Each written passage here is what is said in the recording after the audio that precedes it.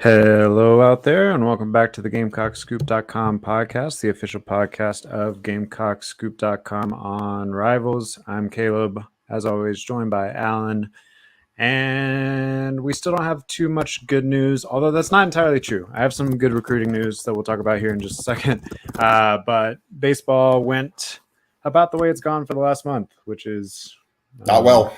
not well. So we'll kind of talk a little bit about their showing in the SEC tournament and what we think might potentially happen as far as the bracketology goes. Obviously, an imperfect science. And then, what they need to do from there in order for there not to be a coaching search happening very, very soon. But before we get into that, let's start with the recruiting like we always do. If you go back, I got the weekly recruiting wrap up out early this week, so it's on the website right now. If you just go back a day or two. And the big thing that we focused on this past week was the June official visits. Another really quick note before I get into all of that. We talked a lot last week about what they're going to do at the running back position now that they've missed on their two biggest portal targets from the spring, couple more from earlier in the winter. And one potential, I wouldn't call it a solution, but wrinkle that I've heard from the last week or so from within the program or whatever is that Cam Sandland, who was recruited as a tight end, was kind of told that he was going to be like a Jaheim Bell-ish sort of tight end. Played quarterback in high school. If you go back and watch his high school tape, just search him on our site, and there's a breakdown of his high school tape. He kind of granted it's high school and it's like a 2A Mississippi school or whatever, so it's not the very best competition, but he kind of looks like a poor man's Cam Newton at quarterback. Just from a running perspective, he's just so much bigger than everyone and so much faster than everyone that he would just take a snap and go directly off tackle and just go 80 yards over and over on the film. So he's at least used to having the ball in his hands. It'll be interesting to see, how much work he gets in there, but we have heard that he might factor in a little bit into that running back room. As they're looking for solutions and really just bodies and depth, right? We talked about how there's only four scholarship running backs. Yeah, I mean, if you count Joyner, right. So looking for depth, and as we've seen pretty much every year, there's going to be some injuries and stuff. So you just got to have some people to plug in there. I mean, you had Jaheim Bell taking carries last year, and that was with a more complete running back room than you have going into this year. So, yeah. So June official visits coming up. There are 3 pretty major weekends, although I don't really want to discount any of them. There's good people coming at all of them. The very first weekend is June 2nd. And here's the list of official visitors I have for these. I'll run out some more for the later months in the coming weeks. But we got 4-star Jalewis Solomon at wide receiver, another 4-star wide receiver Parker Livingstone, a 4-star running back in Braylon Russell, 3-star safety in Kaj Sanders, 3-star linebacker in Elijah Newby, although I heard he might push his back until a little bit later in the month, which will be fine. He's still going to show up at some point. That's Dante Reno's new teammate now that Reno's over in Connecticut. Got 3-star defensive tackle Dinas White, 3-star cornerback Chasen Johnson, and 3-star edge Steven Souls. I'm sure that list will expand a little bit in the coming week, and I will have it updated on GamecockScoop.com as it does. I've also heard that there's going to be a couple of unofficial visitors around then, and there's camps and stuff going on. So kind of just stay plugged in on all of that. I think, I can share this. Dante Reno is going to be in for that weekend as well as an unofficial visitor. He's going to camp a little, throw with Mazio Bennett, maybe some other receivers, and he's able to do a little bit of peer recruiting, even though he's there, unofficially. And then, of course, he's got his official visit June 23rd with pretty much all the other commitments and some of the big fish in the class, like Dylan Stewart and several others. They're all posted. All 3 dates are posted on our website under the visits page. If you click the drop down where it says recruiting on the main page on GamecockScoop.com and then hit visits, it's got pretty much everyone laid out for the whole summer, and that'll just continue to expand as we go on. Also have some really exciting news about a 2024 recruit that I can't share yet. It's a 2024 commit. That's what I'll say.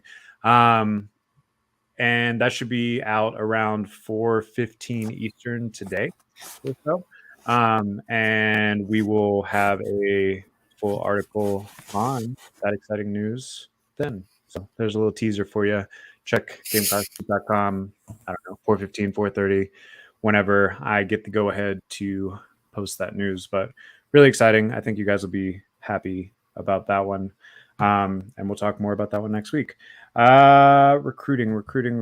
Oh, one more thing. South Carolina, it seems, has kind of honed in on their 2025 quarterback targets, or at least their initial big board for 2025. Yesterday, they jumped into the mix for the nation's #1 dual threat quarterback in Deuce Knight. That is a 4-star on Rivals, #1, like I said, dual threat. He is out of Mississippi, so a little bit outside of the typical recruiting footprint, although they are starting to try to expand into like Mississippi, Louisiana, Texas, Arkansas. We see Daniel Hill from Mississippi in the 2024 class is someone that they're pretty heavy on and lead for right now, I would say. So starting to expand that territory, not completely out of the question that they could maybe get into the race there with Deuce Knight. A couple other quarterbacks, Ryan Montgomery out of Ohio. That's a 4-star. He's described as a pro-style quarterback on Rivals, but he also has a little wiggle to him. Can move pretty well. And then you have in-state quarterback Will Wilson, who is out of Richland Northeast, so just right down the road. Currently ranked as a 3-star and the #8 player in the state for 2025, but pretty good athlete as well in his own right. Also listed as a pro-style quarterback, but also can use his legs plenty.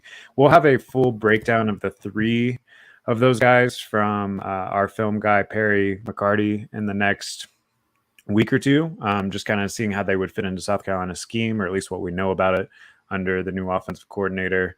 But yeah, it seems pretty obvious that Dowell Loggins has kind of taken his first few months and now targeted who he wants in this next class. Those are the 3 first names. Hopefully we can get some more info on each of those guys directly as well in the coming days, but I'll keep you posted on all that. I think that's all I have right now for recruiting. There's a basketball visitor that I can't think of right now. So check out GamecockScoop.com. I'll have a forum post on that this weekend, but I don't have it off the top of my head. All right, let's talk some bad news. So South Carolina, as we kind of discussed last weekend, needed to win 2 of 3 against Tennessee. They only won 1. Then we're like, okay, well, maybe if they can get a couple of wins, at least 2 or 3 in the SEC tournament, that might be enough. They went 1-2. They did win the play-in game against Georgia, but then lost 2 straight and didn't look particularly good in the losses against LSU and Texas A&M. I mean, you can excuse the LSU one. Once LSU got a solid lead there, you kind of punted that one, right? But the Texas A&M loss was pretty ugly. You went hitless for how many innings? 7, 6, 5. You only had 1 the whole game, and it was an infield single. You didn't get a clean base hit all day. Yeah, and it was against their starter had like an 11-point-something ERA. They were out of pitchers. They played 11 innings a day before. They looked about out of pitchers, or they weren't. Who's to say? Yeah, I mean, it seems like they were not out of pitchers. Yeah, I mean, still the hitting strategy, and this is, to be fair, this is something we talked about early in the season when we were like still trying to decide if this team is good or not. We're like, they're hitting a lot of home runs. They're also striking out a lot. The home runs have kind of fallen off a little bit, and now you're just left with a lot of big swings that are not necessarily going anywhere. And yeah, I think they have not shown the ability to consistently play small ball enough when the home runs are not there. So anyway, I think if you probably if you beat Texas A&M, even though that's not a great win or whatever, you probably feel pretty good about hosting a regional. But now that you went 1-2, you're kind of, especially with the way things have played out, you probably feel good about it. But yeah, now that you went 1-2, you're probably not feeling so optimistic. I don't know. Where are you putting the percentage of chance at this point?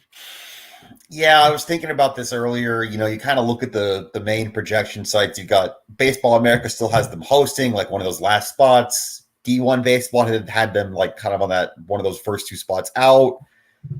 Resume's good, but there's a lot of SEC teams with better resumes, probably at least 6, and there's never been more than 7 hosts in the same conference. 40% to host right now? Is that giving them too much credit? Is that not enough? Like 35% maybe? Somewhere in there? I was going to say about 30. Yeah, so I'm a little more optimistic than you even, but I didn't realize that statistic, though, that they've never had more than 7 teams from the same conference host. So, and I think they've got about the 7th best resume in the SEC right now. So, like, not impossible, but right. But I do wonder if that's going to play against them a little bit, because when you look directly at the way that they compare to like a Boston College or Oklahoma State, who else should say, Indiana State, yeah, their resume is at least comparable, maybe slightly better. Strength of schedule, definitely better than most of those schools. But when you're competing against the other schools in your conference, I think 7th sounds about right. And if they're not going to break precedent here, then that pretty much seals the deal. We're not really sure where they might end up. We saw a Boston College projection this morning, but then Boston College lost. Got eliminated just now in the ACC tournament. Which doesn't mean that they're not going to host, but we'll see on that. See, I wanted to compare that actually because A, it's topical, and B, South Carolina was going to be in the D1 projection. So right now you've got South Carolina 39-19 overall, number 3 strength of schedule in the country. They are 7th in RPI. They went 18-15 against quad 1 teams. That's top 50 RPI teams. And then compare that to Boston College, who right now is 16th in RPI, 35-18 overall, 29 strength of schedule. So still top 30, but not top 3. And they went 13-14, so under 500 against top 50 RPI teams. To me, that's pretty clearly South Carolina's got a better resume. But South Carolina's got to fight the other SEC teams if there is that artificial cap, which BC doesn't have to do that. Well, and how much are they taking to affect the way the teams are playing right now? Yeah. Because there's very little positive arguments to make for the way that South Carolina has played over the last month. Right. So, yeah, when you're looking at the overall numbers, South Carolina fits in pretty well to a hosting slot, I think, for regional in the top 16. But when you factor in momentum or quality of opponents and all of those sorts of things over the last month, then it's definitely a different story. That's kind of what I think the other wild card is too, is just you compare them to a team like Alabama, say, who's got the same number of SEC wins. Alabama has 1 more win overall, and they're still playing in Hoover right now. But, South Carolina 18-15 against quad 1, Alabama 17-13, so you're about the same there. South Carolina's strength of schedule 3rd, Bama 14. So again, you're better there, but they're both top 15. But Bama's won 3 straight series and they've won 2 games in Hoover. They're the opposite. They've played well to get to this point. And if that matters, I don't know. They didn't play each other head to head, so you don't have that kind of tiebreaker in play.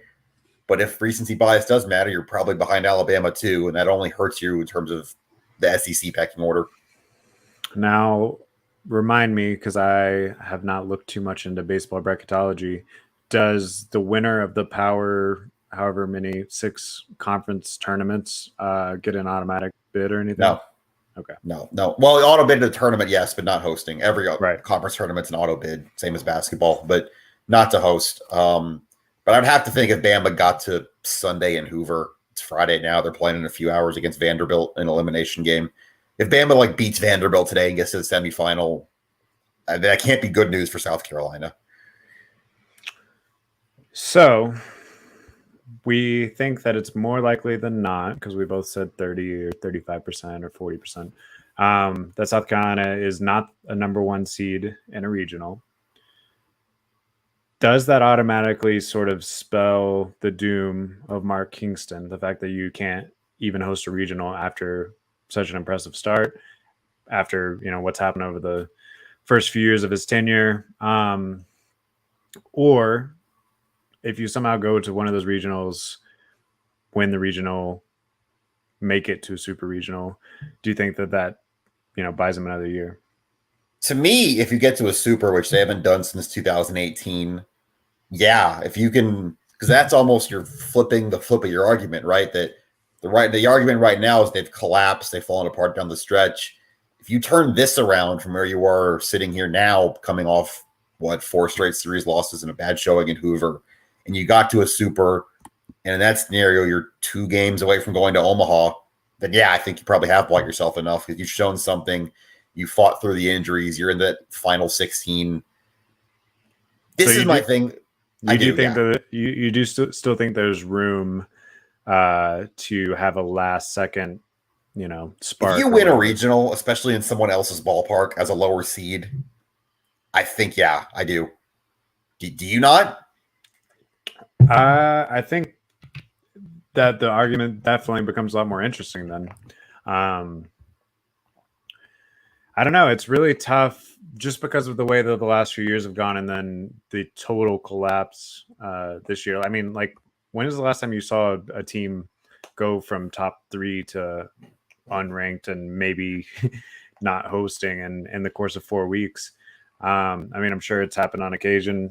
I can't think of any. Yeah, not any modern example. And I also think at that point, your variable is a super too. You're going to a super. At that point, you're probably playing a national seed in their park.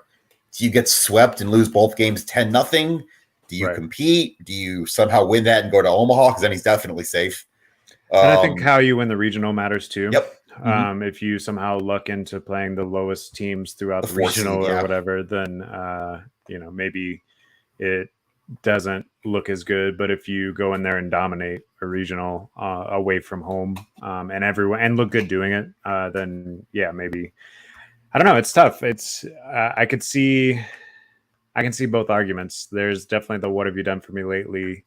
crowd that will be appeased if you make it to a super regional, but also when you take into account the whole picture that you probably should be a national seed right now and you're not. Yeah, it's kind of tough. Again, especially if you go into your super, if you make it to super regional and then get clobbered, Right, and then. But this is the other thing too. It's kind of, I wrote something about this, like my last thing in Hoover. It's going to be up later for subscribers. Whether they're playing in Columbia or not, matchups or otherwise, do you think this team's winning 3 games in the same weekend? Because I don't. Yeah, I don't think that they have the pitching to pull that off against a good team right now. I think they did until everyone got injured. And you are supposed to have Will Sanders back next weekend, King said. Is that a good thing or not the way he's gone? We'll see. Do you use him in the bullpen maybe and maybe give that starting spot to James Hicks, who was your one real positive at Hoover? He threw 6 2/3 shutout innings against Georgia. Maybe you go like Mahoney, Jones, Hicks in a regional and you have Sanders as a bullpen weapon. Yeah, that's interesting. I mean, also, how much was the injury affecting Sanders before we knew about it? Yep.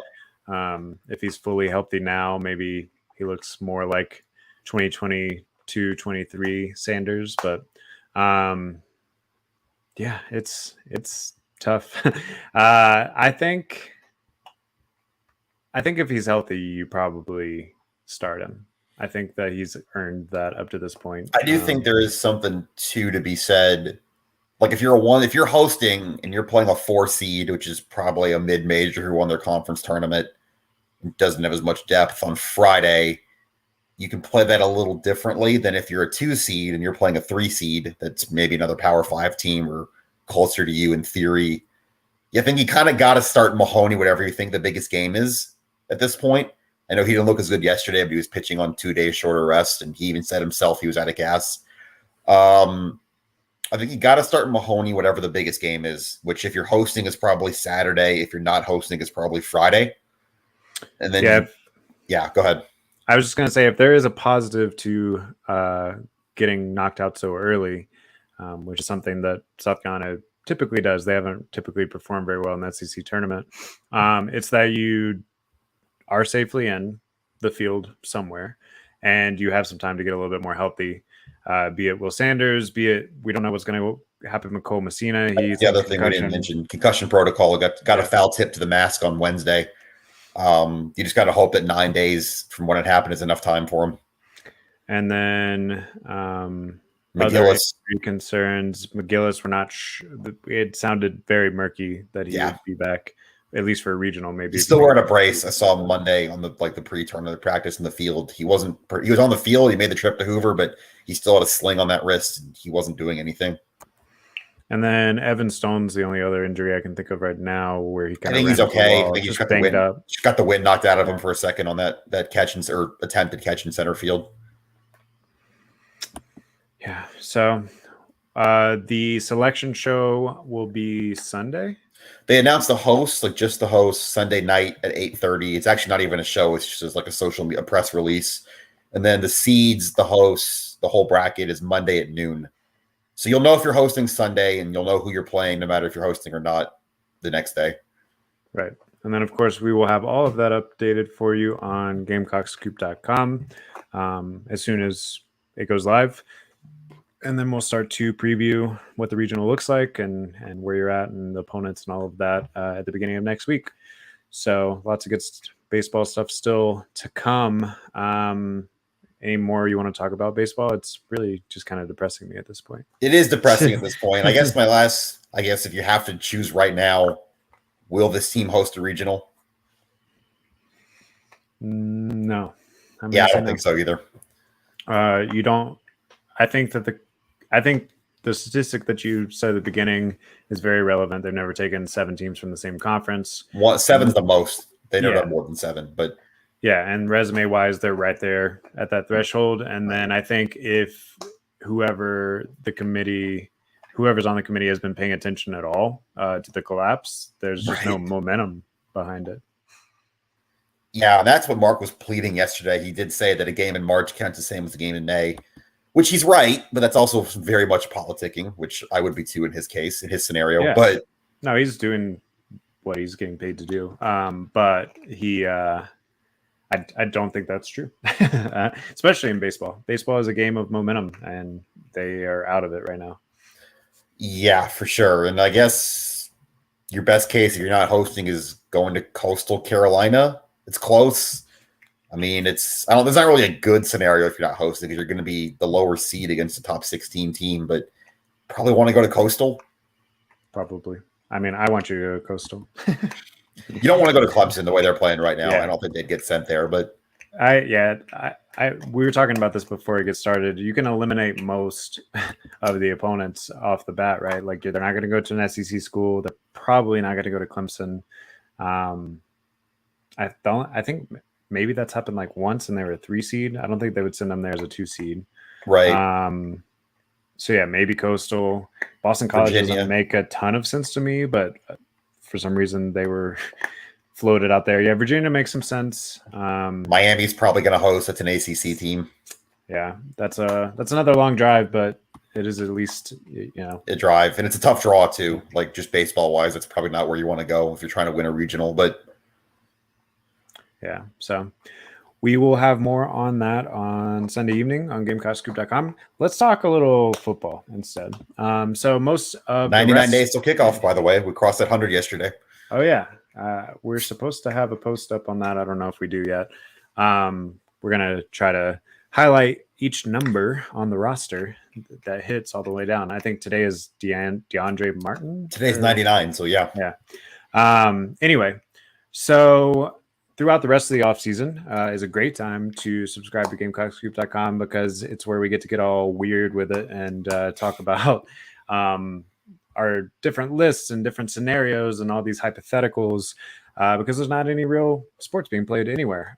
So I'll start previewing the schedule here in about a week. Started at the beginning of June. And we're going to get into SEC Media Days in July. They have the SEC meetings, the coaches meetings next week, you said? Yeah, it starts Tuesday. So yeah, lots of just like fun talking season stuff starting to ramp up for football. And that also means you get the preseason magazines and all that fun stuff. So the very first bit of news we got this past week was that Athlon has put 11 South Carolina Gamecocks on their preseason watch list in some way. I'm going to run through these real quick, and you tell me if any of these stand out as like surprising or maybe someone's underrated or anything like that. So first up, you got punter Kai Kroger, MVP Kai Underrated. Kroger. Doesn't matter where they put him. Received the highest honor of the group, being named a second-team All-American. Who was first team? Do you remember? I didn't even look. But I mean, he's one of the best punters in the country. If you told me he was the best, I wouldn't fight you on it. Yeah, that's I think he definitely belongs in that conversation. Antoine Wells is named as a preseason All-American on the fourth team as a wide receiver. That's pretty good. I'm trying to think. I mean, that definitely puts him in like draftable category, elite wide receiver across the country. I'm trying to like this past group was a pretty good wide receiver draft class. I'm trying to think who's coming back. I mean, obviously you have the Ohio State guys. You have Mims. No, he'll be up there for sure, though. Just getting SEC chances, SEC reps. If you stack 2 really good years of an SEC program, I mean, maybe it's probably a better like mid-June conversation. But like, could he break 1,000 yards? He almost did last year. I think so. I think, especially given the running back room and how much they're going to have to throw the ball more. Yeah, as long as he stays healthy, I think that's in the cards. And you don't have Josh Van. You don't have Jaheim Bell. Yeah, so I could see it. Is he the best returning wide receiver in the SEC? Off the top of my head, like off top, yeah, he might be. Yeah, I could see it. If we continue to move down, you got sophomore safety Nick Amenwari, who broke out in major way as a freshman. He is on the second team All SEC list. If you'll recall, we talked a lot about him all summer, last summer. And then he got in on the second series of the game? No, it was the first. It was literally the first series of the season. RJ Roderick got hurt against Georgia State. Yeah, due to that injury, and immediately stepped in, made a goal line stop, and never really looked back from there.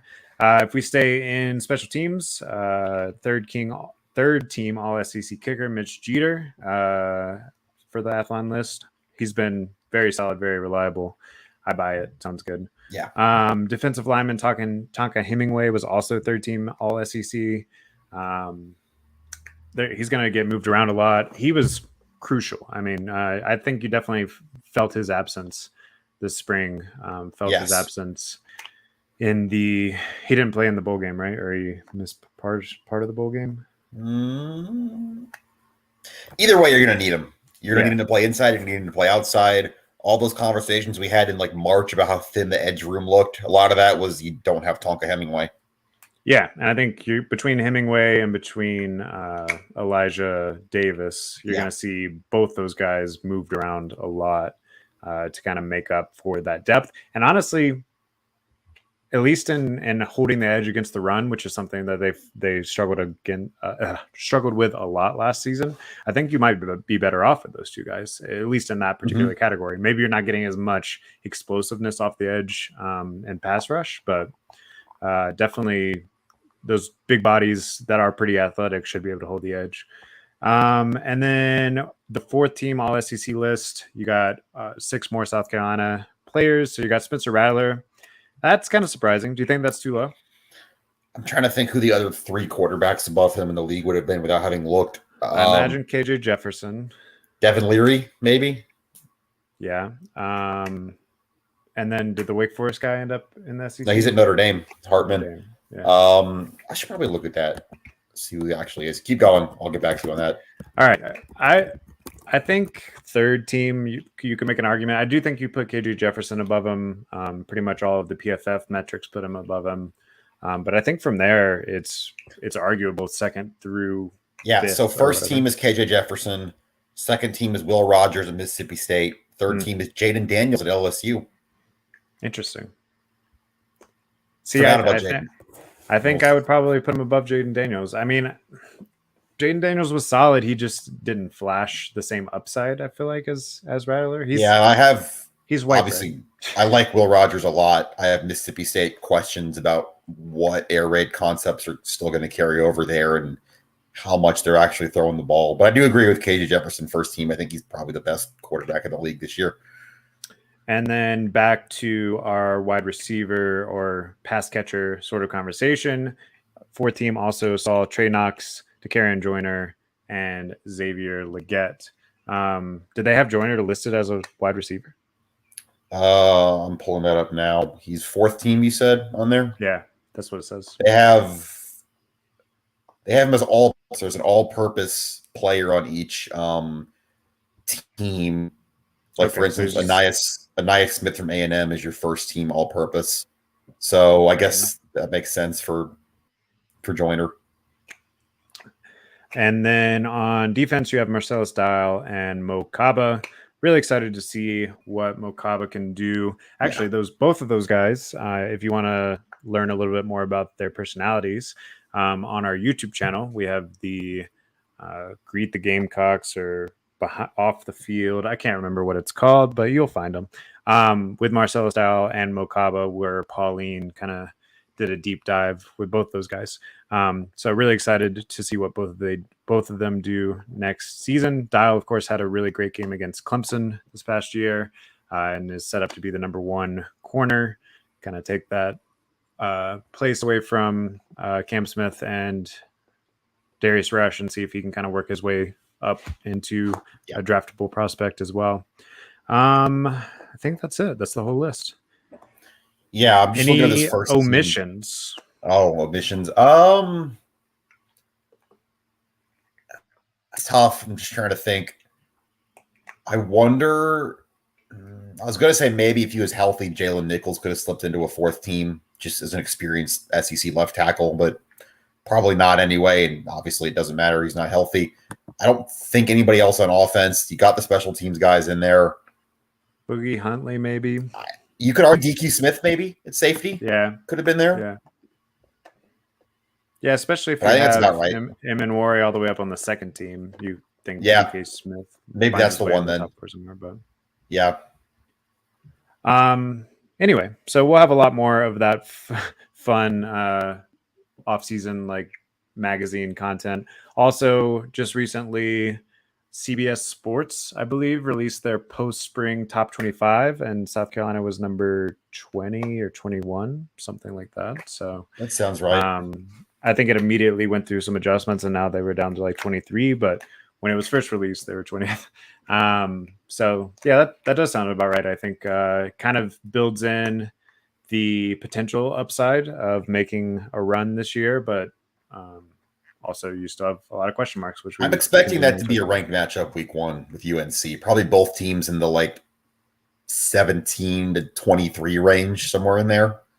Yes. I also Which, by the way, too, we mentioned football news. We're getting kickoff times for the games against North Carolina, Furman, and Georgia on what day is May 31st? Is that Wednesday? Yeah, Wednesday. It's supposed to be announced May 31st, first three games of the season, kickoff times. Good to know. And yeah, I also imagine there'll be a lot of NFL draft scouts there for the UNC South Carolina game with Drake May and Spencer. What do you think that should be? Like a 3:30 game in prime time, maybe? Not that it really matters. We'll know for sure next time we record, but I know we kind of tried to look at who else was playing that day and figured it out, but that was a few weeks ago and I can't remember who it was. But it feels like one of those like 3:30 ABC games. It's like not quite prime time, but this is too good for noon. Yeah, I was 3:30 ABC or like the 7 SEC network. No, I won't prefer be on not network. 7. Probably ESPN. Driving back from Charlotte that night, 3:30 would be perfect. But 3:30. And then you probably look at a noon game for Furman on like ESPN Plus or whatever. That's the home opener week 2. Yeah. And then at Georgia week 3. Depends on if you beat UNC or not. Yeah, well, no, it's gonna be announced anyway on Wednesday. Oh, that's fair. Unless they can't flex it that early. I don't think so. I think these first 3 games get locked in when they announce on Wednesday. Is this the first? Is CBS doing Big Ten? Big Ten has CBS. Yeah, I think it's this year. So what's taking the place of the 3:30 CBS game? Like, who gets first priority now? Do we know? Probably ABC/ESPN. Yeah. I don't know. We should look that up. Oh, It feels like it's gonna be a night game. I feel like Yeah. I know last time they went to Athens in Beamer's first year, it was a night game. that feels. I mean, I haven't looked at the rest of the schedule, but that feels like potentially the 7 o'clock SEC network game Yeah. or something like that. We'll know for sure next time we're here. Probably if we're here back after next Wednesday. The only other thing that is on the immediate horizon is the SEC meetings, which take place next week. We don't get a ton of media coverage like from that, but we'll probably hear, afterwards what went on. We think probably a lot will have to do with Oklahoma and Texas. They're joining the conference. Did that officially get moved up to 2024? Yes, July 1st of 2024. Right. So they have to figure out the schedules for that. The thing that seems most likely from the last thing that we heard was 9-game conference schedule with 3 permanent opponents and 6 rotating opponents. Do you know if it was home and home with those 6 rotating opponents? It would have to be, because I remember one of the things they were talking about was because you've got 12 teams you won't play every year, 6 on, 6 off. And if you did that home and home, if a player stayed all 4 years in the SEC, they play in every stadium under that format, which I think is great considering better than what they've done. What they have now, that you can go 12 years without playing in a stadium or whatever in the other division. So let's do this 2 different ways. First, let's do it the more boring way. Who do you think is most likely to be South Carolina's 3 permanent opponents? I'm going to say Georgia, Florida, and Vanderbilt. And I know people might golf at Vanderbilt, but remember, they got to have 3 too. Everyone's got to have 3, and they don't really have any traditional rivals other than Tennessee, and it's reasonably close on the schedule or on the geography. I think you definitely are going to get Georgia. I think you definitely are going to get either Kentucky or Vanderbilt. If you get Vanderbilt, you're probably going to get Florida. If you get Kentucky, it could be Florida or Tennessee. Tennessee, true. Yeah. I'm assuming Tennessee keeps Vanderbilt, Alabama. Georgia, and probably Alabama. That game means a lot. 3rd Saturday. That's true. I guess South Carolina is pretty low on the Tennessee pecking order. Yeah. So I think it's Georgia, Florida, and one of because Vanderbilt. I think you're putting Tennessee, Florida above Tennessee, South Carolina for sure. Yeah. And I don't even know if you're going to be able to fit in Tennessee, Florida if you're keeping Tennessee, Alabama, and Tennessee, Vandy. No, I think you're looking at, like I said, Georgia for sure, probably Florida, and then one of Vanderbilt, Kentucky. And then what do you think is going to happen with the Western schools? So Texas and Oklahoma, who do you think that they put as their permanent opponents? Do they put each other in each other? I think you have to. They're joining together. They've got the rivalry. They play, every year. And I think if you're Texas, you got to have A&M too. So that knocks out 2. What are they coming over here if not? Right. No, exactly. And then, I don't know, Arkansas maybe is the 3rd one for Texas. That would be fun. Old Southwest. Mm-hmm. And then for Oklahoma, you're looking at Texas, probably Mizzou on the geography and their old Big 12 rivals. That would also be fun. And then could be A&M. Do you make A&M play both of them? That's the question. It's and like, A&M LSU. You're A&M LSU is kind of a thing too, and they might want to keep that. Right. That's where it gets tricky to me. Like once you get to like the A&M point, do they try to keep the illustrious Texas A&M South Carolina rivalry going? The bottom trophy. Somehow, I think that's going by the wayside, and that's going to become an every other year thing. Hey, at least South Carolina got one. Got one. Yep. Yeah. And they'll get a chance next year too to defend it in College Station. Yeah.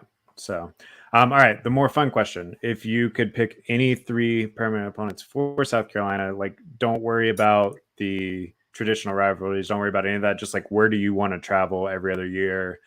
Who do you want to see come to Williams-Brice Stadium every other year? Who are your 3 SEC schools from that 16? People won't like this because it's tough on the field. I like the Georgia game. It's fun. The fan bases don't like each other. It's close. It's tradition. I think the Georgia game is really fun. Yeah, so I don't think you can get rid of that one. Texas would be fun. That's never going to happen, but never been to Austin. Austin's cool. That'd be a fun one to kind of have on the back and forth. Actually, no, if I'm taking one of the new schools, I'd rather have Oklahoma because you get the Beamer thing in there, some connection, also somewhere that you don't usually get to go if you're a South Carolina fan. So I'd say Georgia, OU, and I'll say Kentucky just because that's become a bit of a rivalry, and you probably want at least one team that's not a traditional top 5, top 10 if you're getting Georgia and Oklahoma.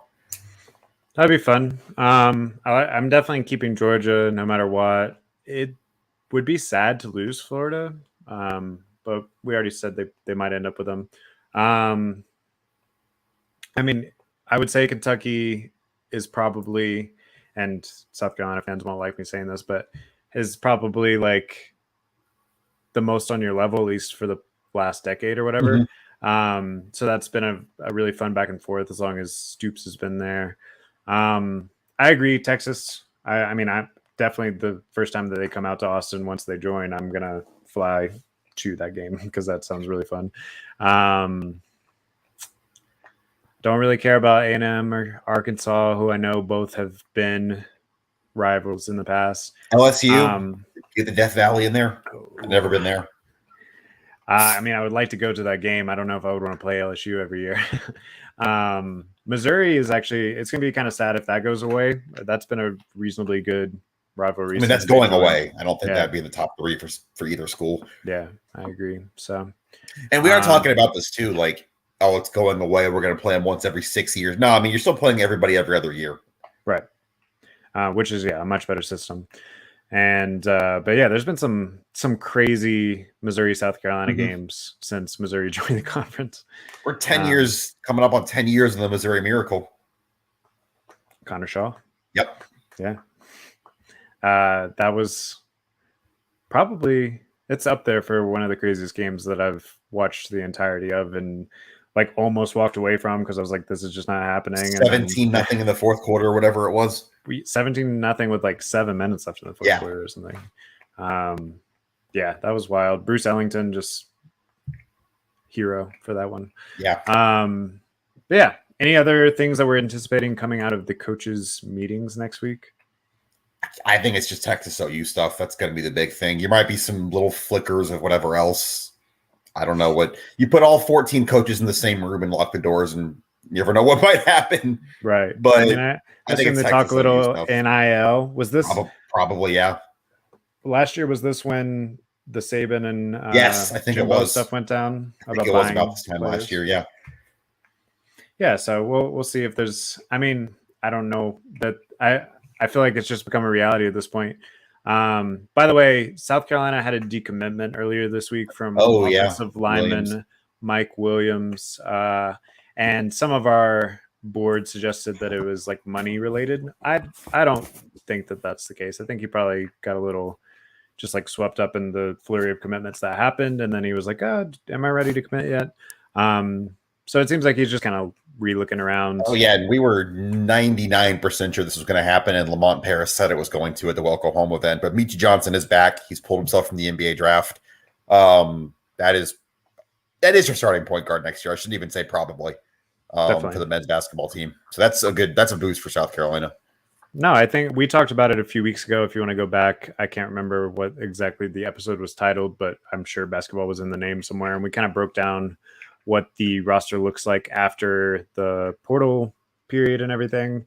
And yeah, I think that they have a chance to compete next year. I mean, that doesn't mean that I automatically think that they're a tournament team or anything, but I think that they should, if everything goes well, everyone stays healthy, all those things, be on that like NIT NCAA bubble, middle of the conference sort of thing. Which that'll be more fun to watch than it was last year. GG Jackson is, let's see, that draft is coming up next week. NBA. It's more than next week. It's in June, but I don't think it's next week. But he's starting to work his way up some boards. He went to the draft combine a couple weeks ago, performed really well, and I've seen him as high as. It's not until June 22nd. We still got about 3 weeks. I've seen him as high as a lottery pick in some of these projections, so that'll be something to watch. I don't know that South Carolina has had someone drafted that high since the lottery system began. Pretty sure they haven't. So that'd be cool. Keep an eye on that. And it's about all I got. I mean, we got a lot of very interesting and out of their control baseball happening the next few days with the committee. And we'll be back here next week probably to talk baseball regional, football kickoff times / SEC schedules, and whatever else comes between now and then. Yeah, everyone enjoy your Memorial Day weekend. Don't think about baseball for a little bit. Don't think about baseball for a little bit. Just make yourself some burgers, hang out by the pool, go golfing. Don't go to our it is message board at least till Monday. We get a bracket. Just take a few days off. I mean, go there, subscribe if you're not, but then just wait until things get a little bit more enjoyable. We get some news. Yeah. All right. Until next time, this has been the GamecocksGroup.com podcast. We'll see you.